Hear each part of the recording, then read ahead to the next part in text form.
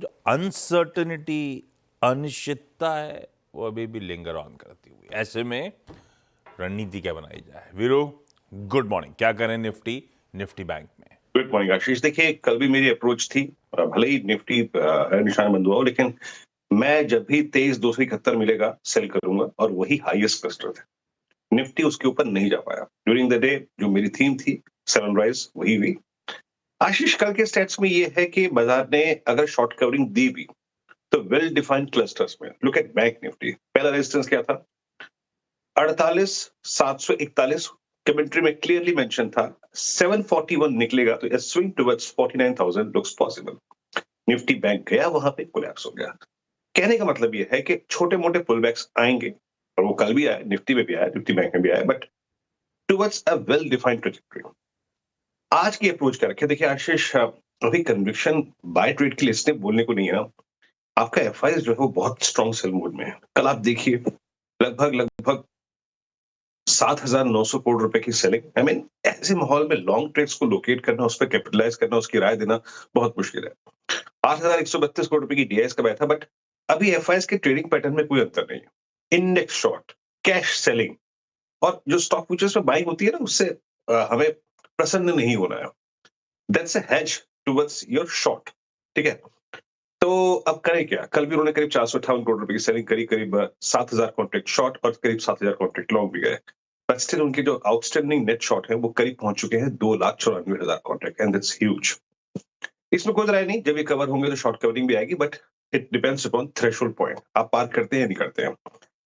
कल 23,200 का call writer वो एग्जिट कर गया, दैट्स गुड, ये अच्छी बात थी। जो प्लेसमेंट कॉल राइटर्स की 23,200 पे थी वो चली गई। अब जो कॉल राइटर प्लेस्ड है वो है 23,300, 400 और 500 के जोन में, ये क्लियरली मेंशन है स्क्रीन पे। और पुट राइटर्स कल विजिबल थे 23,000 पे, आउटस्टैंडिंग वाई करीब 1 करोड़ पहुंच गया, और 23,100 पे करीब 51 लाख का आउटस्टैंडिंग वाई। मेरी अप्रोच करेगी पिरामिड्स में, आपको क्लियरली नजर आएगा एक ट्रेड जोन हमें मिल रहा है, और वो क्या है? 23,300 और नीचे की तरफ 23,100। ये देखिए, ये पिरामिड्स में क्लियरली विजिबल है। हाँ, ये बात है कि कल 23,200 पे पुट राइटर आके बैठ गया, जिसको हमें रिस्पेक्ट देनी चाहिए इस ओवरऑल सोल्ड जोन में। मेरी अप्रोच क्या रहेगी? लेवल्स लेके आइए RS1। टिल द टाइम, मैं फिर कह रहा हूं, मैं क्लियरली, अगर आप देखें इस विजन को रख रहा हूं कि जब तक पहली ट्रेजेक्टरी 23,291 एंड 333 ये क्रॉस नहीं हो रही है, हमें एक रेंज में ट्रेड करना है जिसका हायर एज यही होगा। ये एक एग्जिट, ये एक शॉर्ट जोन भी होगा। हाँ, 333 क्रॉस हो आशीष, तो 458, 510 और 568 के एक शॉर्ट कवरिंग स्विंग के लिए निफ्टी अपने आप को प्रिपेयर करेगा। In that case below RS1 range persist करेगी, जिसमें हमें इस रेंज का, इसको टॉप मान के चलना है, और बेस है 23,074, 124। यानी ये ट्रेड्स को आप पिक कर सकते हैं, रिस्क ले सकते हैं। एक और थॉट निफ्टी पे, किसी भी सर्कमस्टेंसेस में अगर 23,010 और 968 बाइसेक्ट होता है, कोलैप्स होता है, टूटता है, 22,800 की, 22,766 की ट्रेजेक्टरी खुल जाएगी, जो मैंने कल भी बोला था। प्रिपेयर रहिएगा उसके लिए भी।